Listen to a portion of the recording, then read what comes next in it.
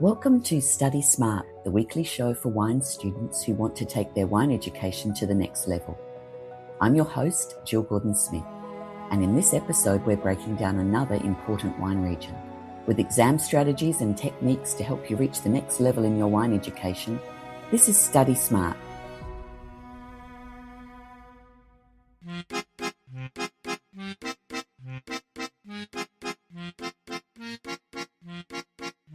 Hello and welcome back to Study Smarter. Last episode we explored how Burgundy works. We looked at place, climate, slope, soils, and why Chablis is one of the world's great examples of cool climate Chardonnay.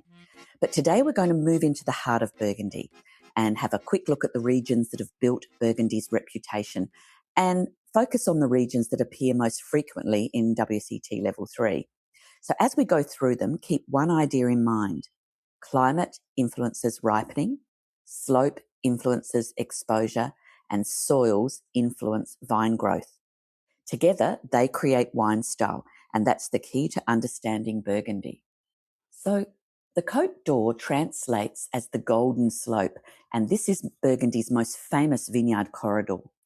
It stretches for around 50 kilometres and it contains many of the region's most prestigious vineyards. The Côte d'Or is divided into two parts, the Côte de Nuit and the Côte de Beaune, and together they contain the majority of Burgundy's Grand Cru vineyards. So if someone says they're drinking great Burgundy, there's a good chance it comes from the Côte d'Or. Many of the world's most sought-after Chardonnay and Pinot Noir wines come from this relatively small strip of land. And once again, it comes back to the combination of slope, exposure, drainage, soil, and climats. And the conditions here are exceptionally well suited to producing high-quality wines. So many of the best vineyards sit on east and southeast facing mid-slopes, and these sites receive morning sunlight and benefit from good drainage, improved airflow, and lower frost risk. And this creates ideal conditions for both Chardonnay and Pinot Noir.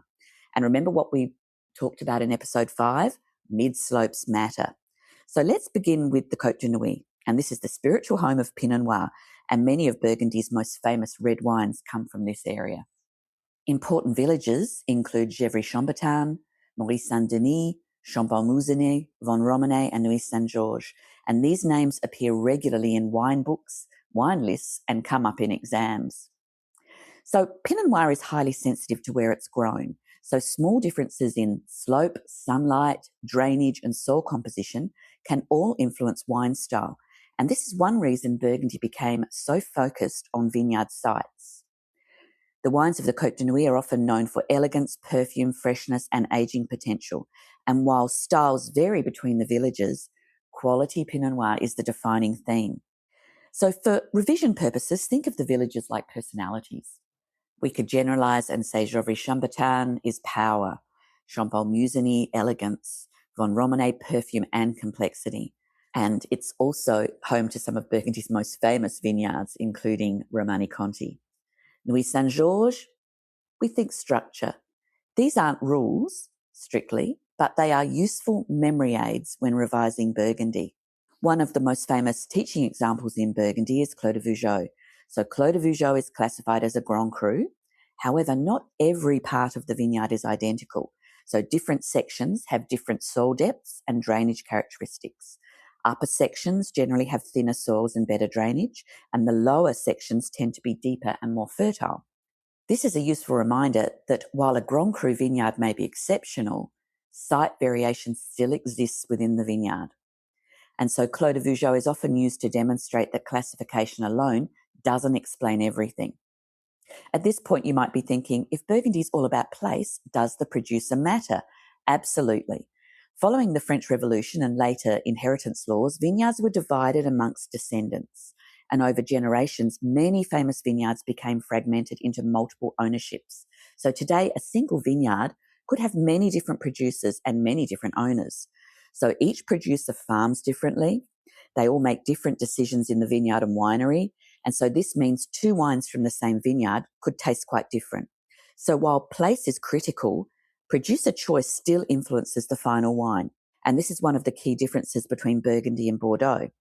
In Bordeaux, ownership is often concentrated around a chateau. In Burgundy, ownership is frequently fragmented.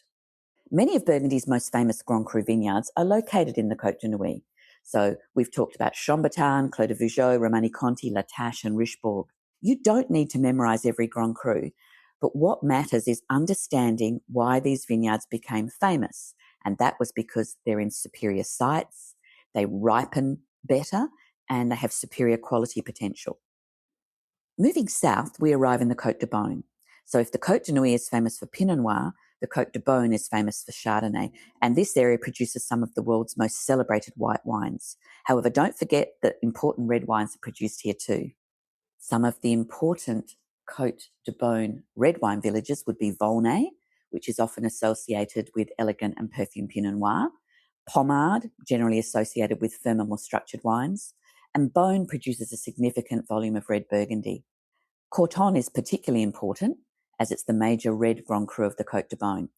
And this is a useful distinction because most of Burgundy's famous red Grand Cru vineyards are located in the Côte de Nuits. So let's talk a little bit about Chardonnay in the Côte de Beaune.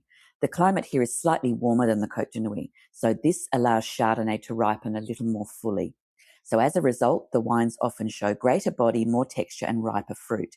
And compared with Chablis, they're generally broader and richer. Here, winemakers may also use oak aging, lees aging, barrel fermentation, or malolactic conversion to add further complexity. Some of the villages that are worth remembering would be Meursault, often associated with generous textured wines, Pouligny-Montrachet, often associated with precision and elegance, Chassagne-Montrachet, often associated with richer, more powerful styles. Look, these are simplifications, but they're really useful for revision. Perhaps no vineyard better demonstrates Burgundy's obsession with site than Montrachet. So this famous Grand Cru vineyard occupies an exceptional mid-slope position. So the combination of exposure, drainage, limestone and clay creates ideal conditions for Chardonnay. And for many wine lovers, Montrachet represents one of the greatest expressions of Chardonnay in the world. So a useful comparison is to compare Chablis with Côte de Beaune Chardonnay. So Chablis is generally leaner, higher in acidity and less influenced by oak. Côte de Beaune Chardonnay is generally richer, broader and more textural. So it's the same grape in a different place with a different result, and that's Burgundy. If we go a little bit further south, we have the Côte Chalonnaise, and this region shares Burgundy's climate and grape varieties. However, it generally contains fewer prestigious vineyard sites than the Côte d'Or, and there are no Grand Cru vineyards here. But that doesn't mean poor quality. In fact, the Côte Chalonnaise often represents excellent value. So think of it as an opportunity to experience Burgundy without the high prices often associated with the Côte d'Or.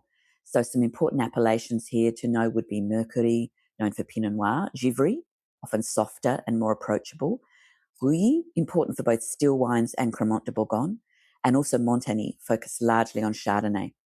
Rouilly is particularly important because it's one of the key centres for Cremant de Bourgogne. And produced using the traditional method, Cremant de Bourgogne offers an important alternative to Champagne. It's become an increasingly important category within Burgundy. The Mâconnais forms the southern end of Burgundy. This is the warmest major Burgundy region.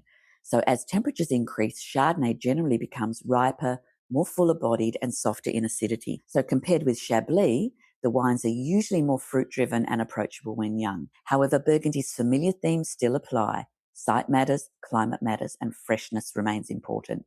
Pouilly-Fuissé is probably the most famous appellation in the Mâconnais, and historically it has been regarded as producing some of Burgundy's finest Chardonnay outside of the Côte d'Or. The wines here are generally fuller-bodied, richer, more concentrated than many other wines of the Mâconnais.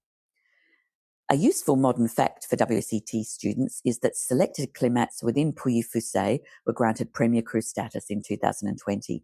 So this reflects the quality potential of these superior vineyard sites. It also reinforces one of Burgundy's most important themes, that not all vineyard sites are equal.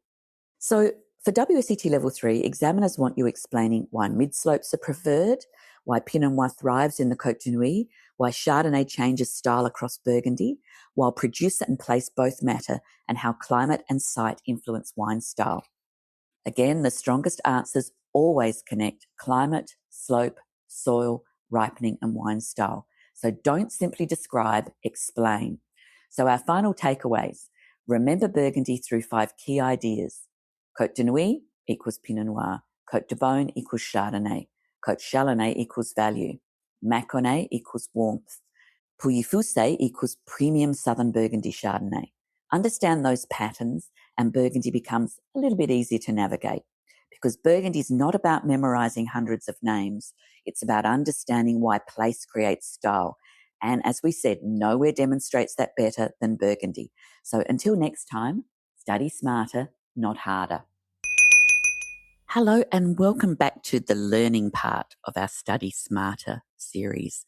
So today's strategy might sound strange at first, especially if you think you can't draw, but stay with me because this isn't about art, it's about memory. And one of the most powerful neuroscience-backed study techniques is surprisingly simple: drawing what you're learning. And that's because when you combine words and pictures, your brain builds stronger memory pathways. And this is called dual coding. So instead of just storing information in one form, words, your brain stores it in two ways, verbally and visually. And this gives you more retrieval pathways later. So think of it like creating two roads to the same destination instead of one. So here's the problem many students face. They read, they highlight, they read again, they maybe make notes, but it all stays in the same format, words in, words out. And that feels productive, but it's often passive. When you draw, it forces you to process. Because to draw something, you have to understand it enough to simplify it. And simplification is where the learning happens. So let's use wine as an example. Imagine you're studying cool climate Chardonnay. You could memorize high acidity green apple, citrus, lighter body, or you could draw it. You could draw something to represent cool temperatures, slower ripening, less sugar accumulation, higher acidity retained, citrus and green apple flavors, and you could make it into a story. And stories are easier to remember than disconnected facts. So if you're studying Burgundy, maybe sketch the Côte d'Or from north, south, all the major villages, draw in where the escarpment sits. Even a terrible sketch helps because you're building structure. If you're studying sparkling wine, maybe draw the process. The base wine, something to represent tirage, the secondary fermentation, lees aging, riddling, disgorgement, and the dosage. And that's far more memorable than reading the same list 5 times. And no, it doesn't need to look good. Stick figures are fine. Boxes and arrows are perfect. Messy actually works. And this is learning, not Instagram. One warning though, drawing only works if you create it. So looking at someone else's diagram, it's useful, but making your own is where the real learning happens. And that's because your brain is organizing, selecting, and translating information. And that's active learning. So this week's challenge, take one difficult concept and draw it in under 5 minutes. You could choose to draw a particular climate, a wine region, a process. You could draw the grapes growing cycle, anything at all. And then see if you can explain your drawing without notes. And if you can, you're learning. See you next week.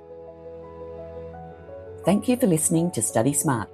If you're ready to take your wine education to the next level, why not visit the Italian Wine Academy at italianwineacademy.org. Don't forget to tune in next week when we'll be exploring another important wine region. Until then, chin chin with the Italian wine people.